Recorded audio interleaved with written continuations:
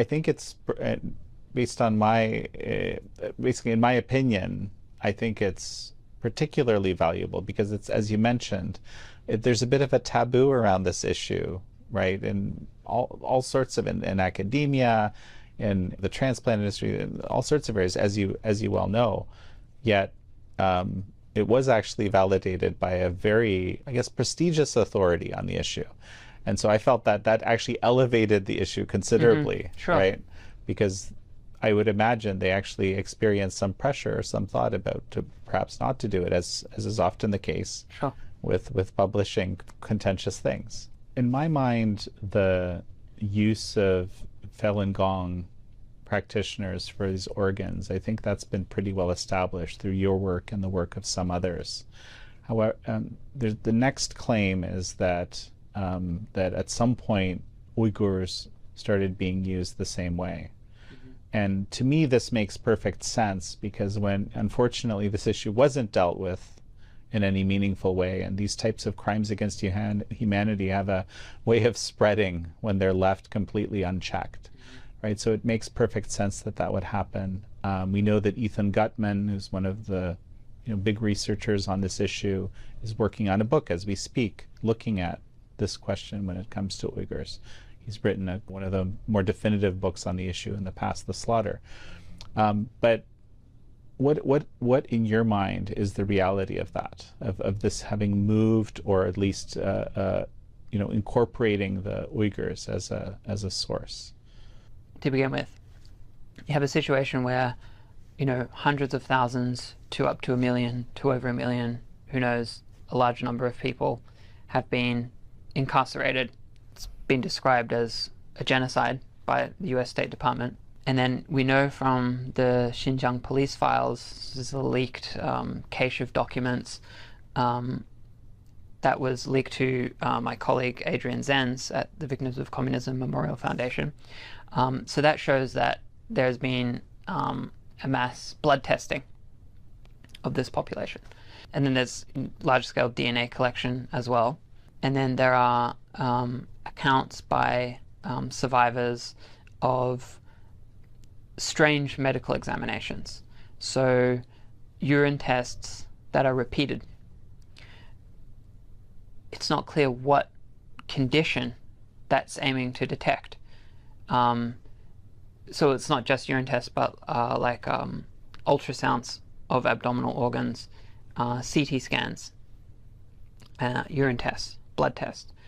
So these are, and especially when they're repeated, so they don't seem to be aimed to assess the general health of the detainee.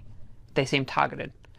And then there's at least one instance where a hospital and a work camp are literally next door to each other with a crematorium. That's in an RFA report. And that's strange. Recently, the government announced that they were building more hospitals in Xinjiang. There is still many transplants being performed, but the official explanation that they're from voluntary donors seems at least partially implausible, because the figures appear to have been manufactured. So that the registry data associated with the reform program appears to have been falsified based on a simple equation. And we have a paper about that was published in 2019. So it's rational to believe that Uyghurs are being harvested for their organs. And I feel like I'm not sure what else, as an analyst, one is permitted to say necessarily. Like, we don't even have such a clear outcome that is crying for an explanation, because we don't even know the number of transplants anymore. So like before 2006 and 7, and even into 2010s, there's a lot of stuff being published on Chinese hospital websites.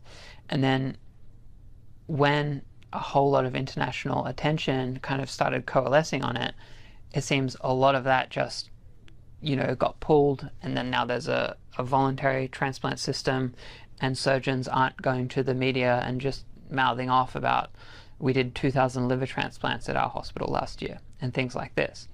And so our ability to even observe the activity is diminished.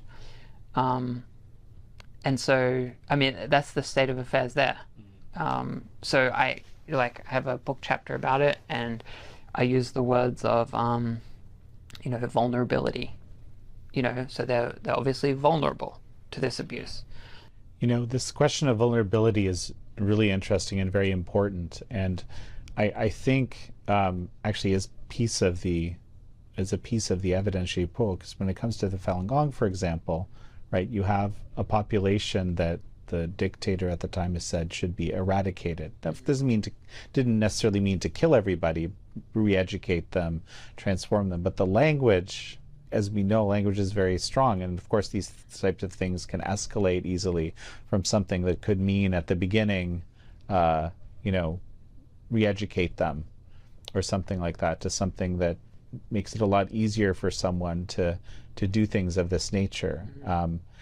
Or the unwritten rule that all Falun Gong deaths will be considered suicides. It's okay to torture these people in extreme ways to re-educate them, right? Or the fact that they don't reveal their names because they don't want to implicate their relatives or have problems. So you have this huge nameless population, incarcerated population, and people just are dying because of torture. And so would you really miss anybody because they were organ transplanted? You wouldn't even know that that's what happened, right?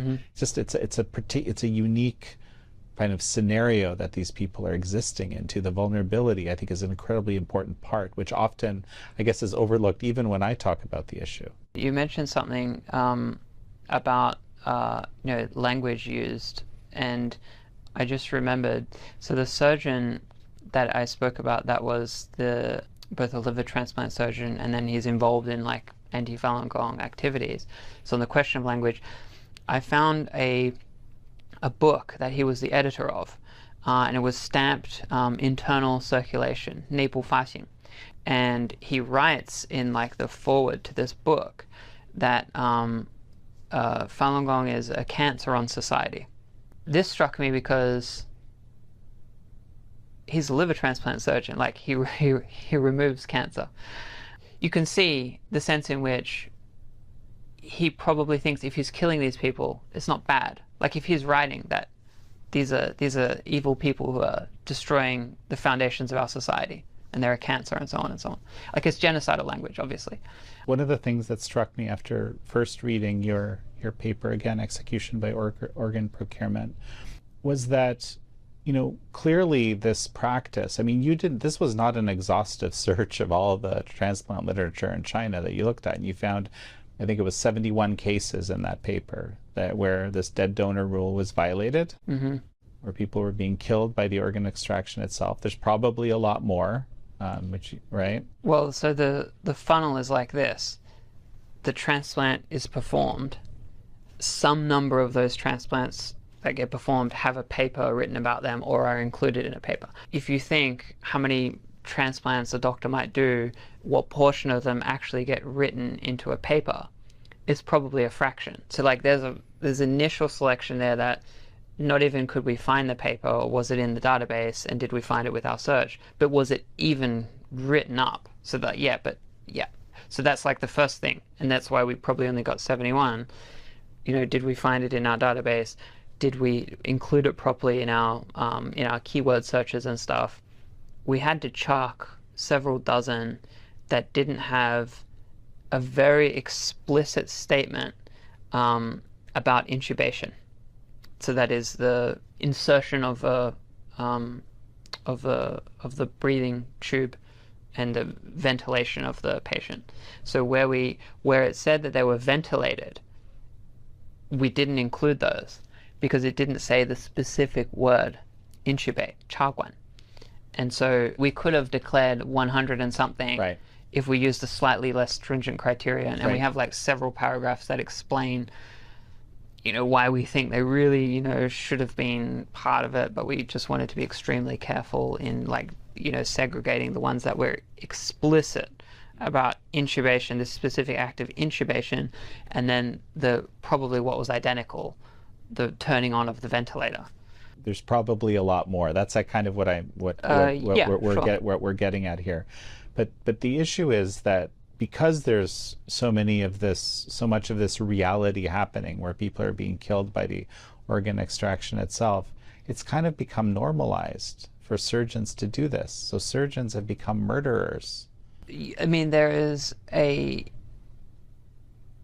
just a technical challenge in the procurement of a heart from someone who is alive and like walking around.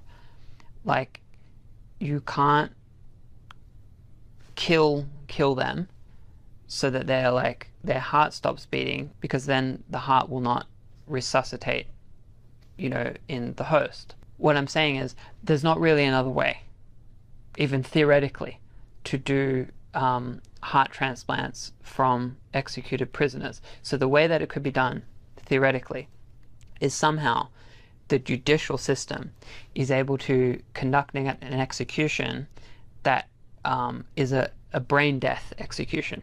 So it can't be like a firing squad, probably can't be hanging or some other method, because it has to be a very targeted method of killing that is only brain death killing.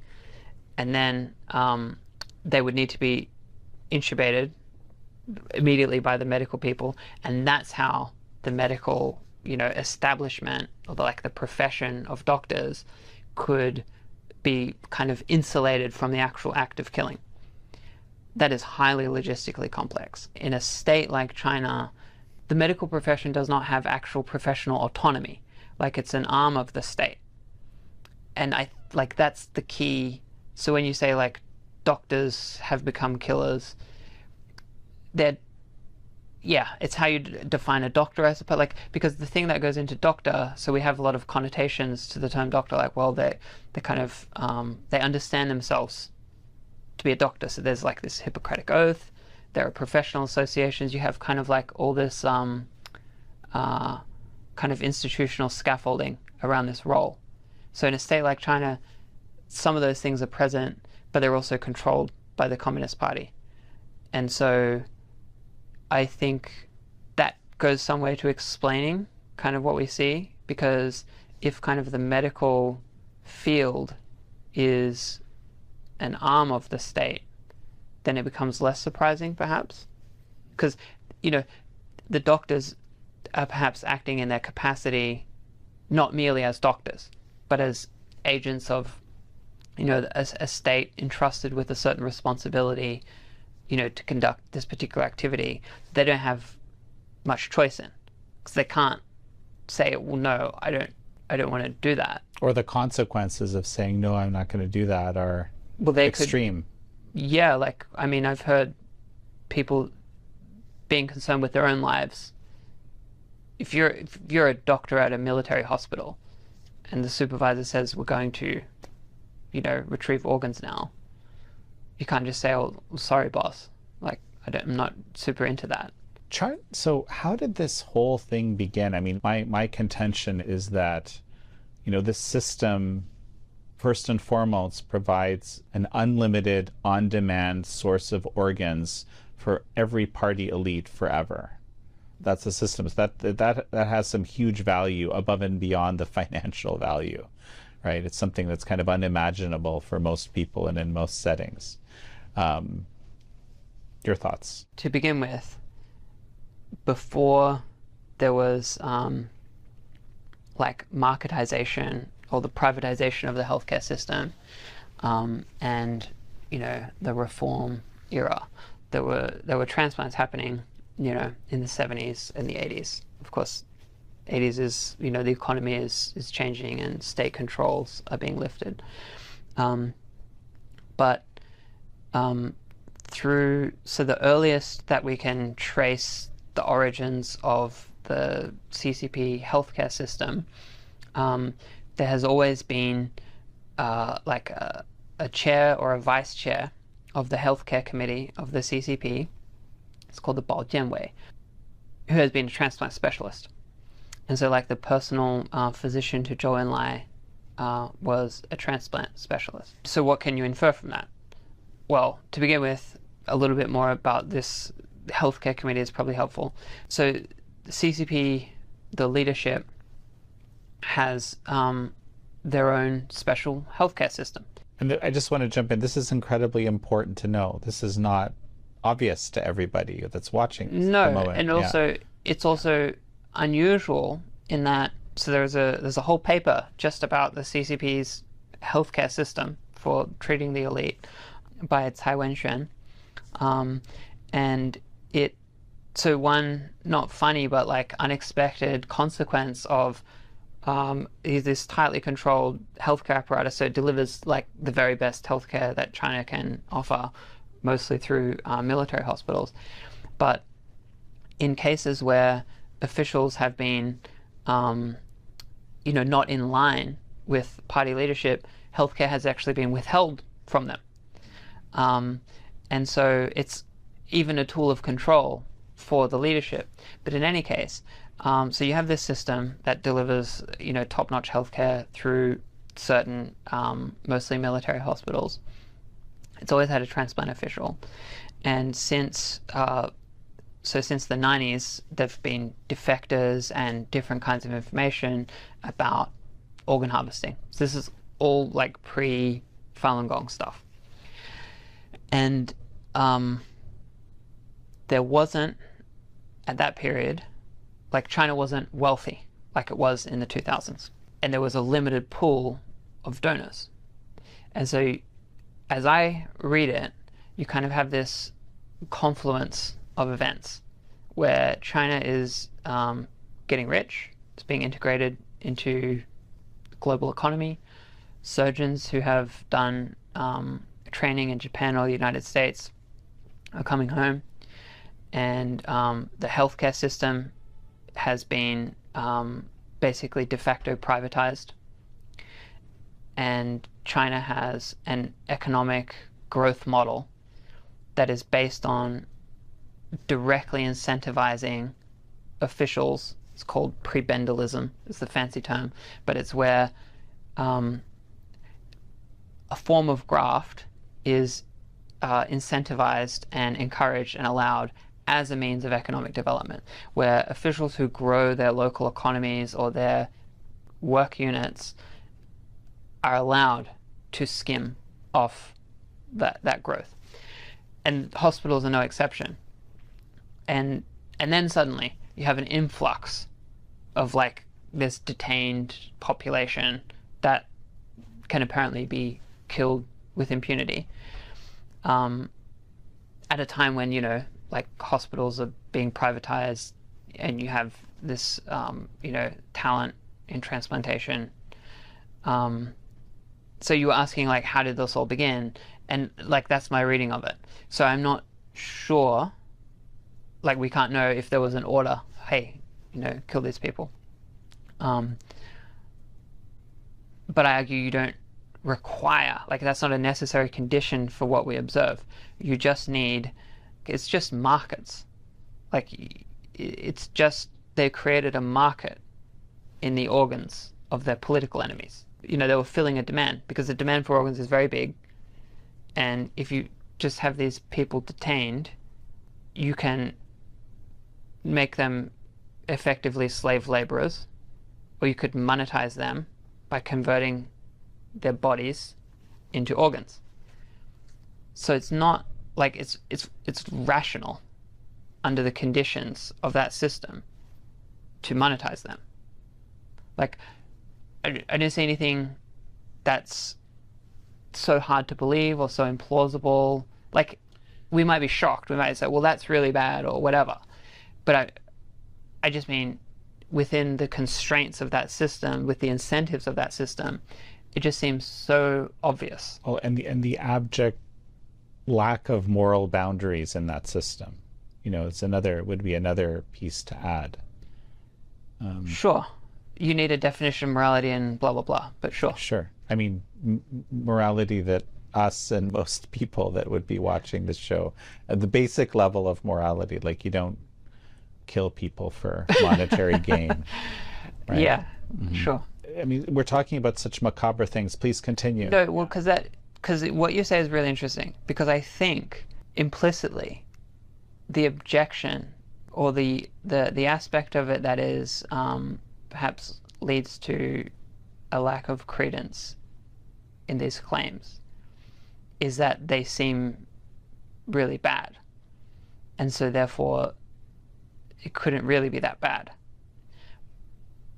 But I think it's helpful to just like put aside how we think about whether it's good or bad and just look at the constraints and incentives of the actors in that system, because then you would see, like, probably everyone would agree with all the things I said, like it's obvious, but they wouldn't do. But then you have to, like, everything bottoms out at some absurdity heuristic, and so you kind of, it's whether you think it's more absurd that the actors in that system would elevate these notions of morality, however we think of them, in that environment. And like, that seems to me way less plausible than that they would just respond to the incentives that they're actually operating under. Well, and but something you just reminded me of that I haven't thought of in years, but there was this, I think, official directive against the Falun Gong. It was something like bankrupt them financially, destroy them physically, destroy their reputations. I think there were 3 things like this. The destroy them physically part, again, sort of, speaks to the incentive structures. And the incentive structures, as we know in a communist society, whatever is said at the top, your success as a party member or a societal member is your ability to implement the strategies or tactics or whatever that are said at the top. However inhumane or macabre they may be. We use the term extractive repression. Explain that. When political scientists look at cases where authoritarian states repress their population or subgroups of their population, and it is thought to be a cost. You're expending, the resources of your security apparatus, and you're maybe undermining your legitimacy and so on. I'm simply attempting to direct attention to a form of repression that is profitable and which the state can then use to enhance its capacities through the act of repression. So that it's not a cost to the state, because they simultaneously profit financially, both individual surgeons and then hospitals and the medical system.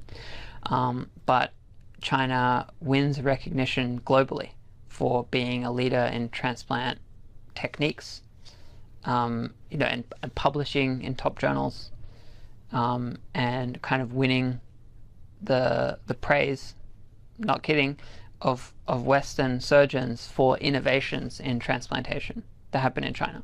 Again, it's about making sense of this, this form of very unusual form of state activity, and to try to unpack how it does make sense. You just reminded me of something we've talked about before, which is just the odd reality. This is something, having sat in this, looking at this issue for 20 years, I had never considered how odd it is that this extractive process of, monetizing human beings of your own population, for a state to actually be, at some level selling the body parts of their own citizens to foreigners. It somehow seems perhaps more perverse that it is one state's own citizens, and then the beneficiaries are citizens of foreign countries.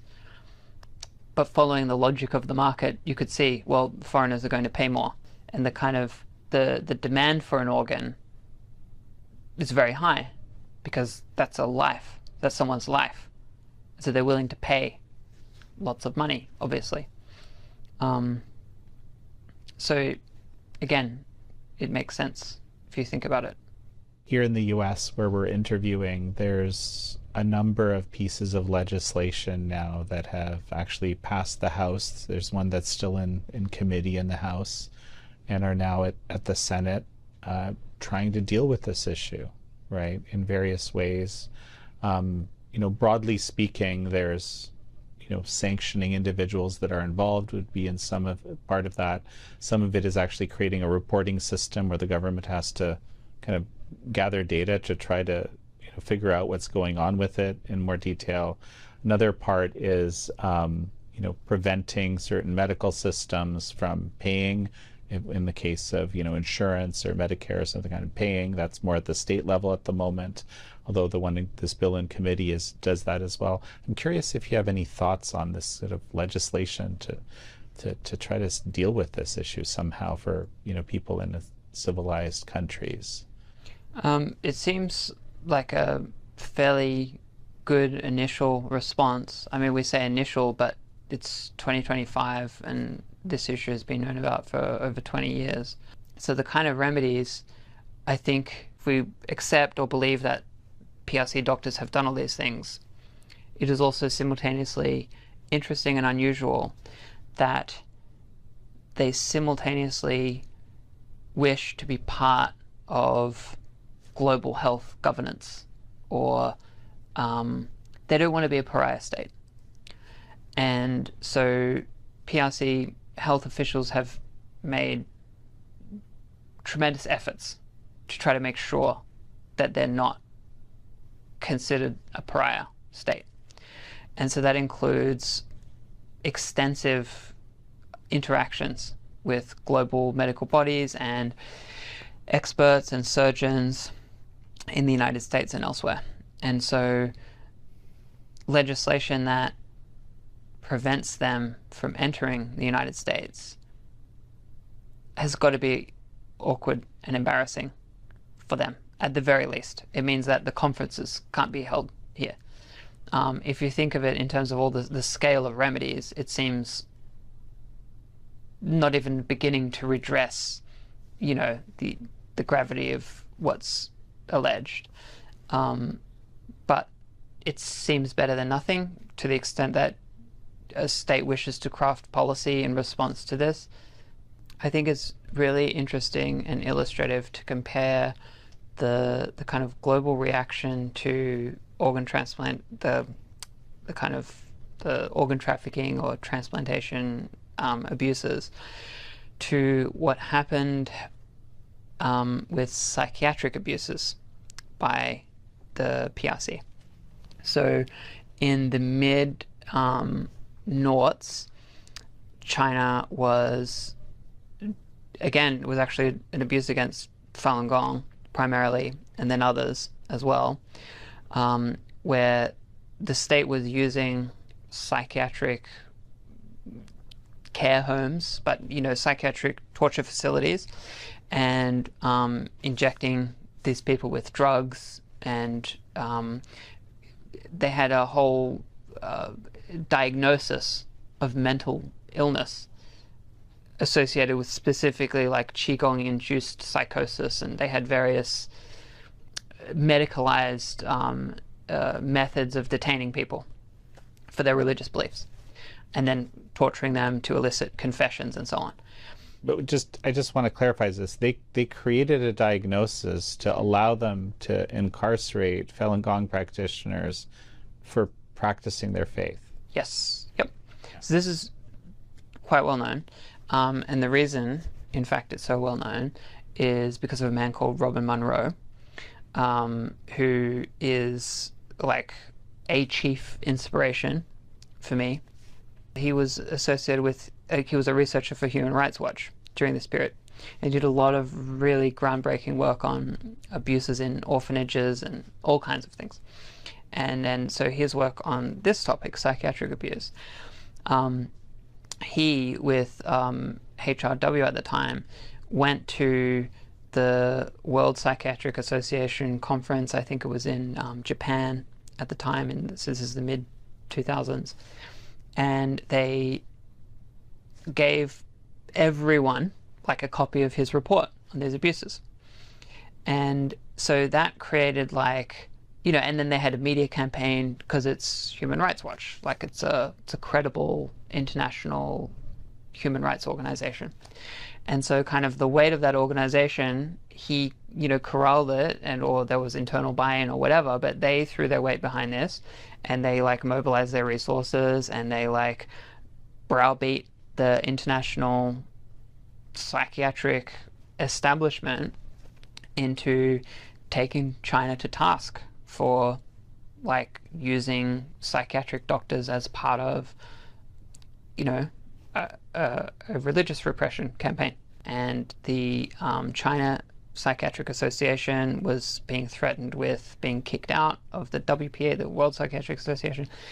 And so the upshot was China, the CPA, acknowledged no wrongdoing, and, you know, and it was scurrilous allegations and all this sort of thing.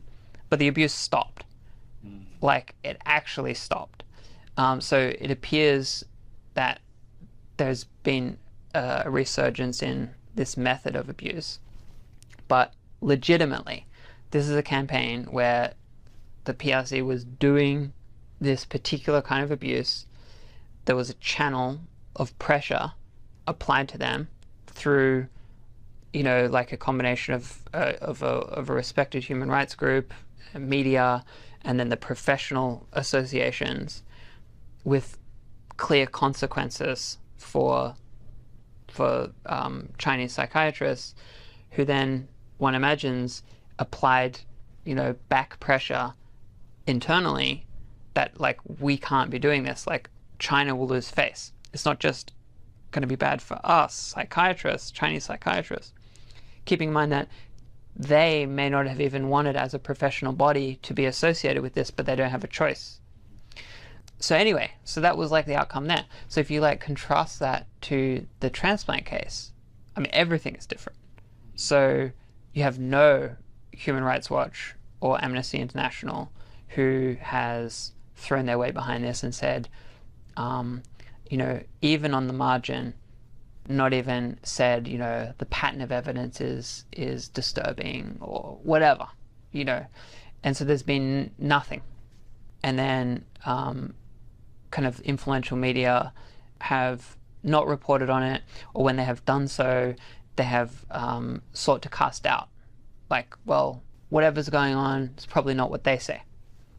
Or sometimes they'll say, well, Falun Gong practitioners claim that. Yeah, as sure. opposed to, like, there's this well-established body of evidence that claims that. Sure.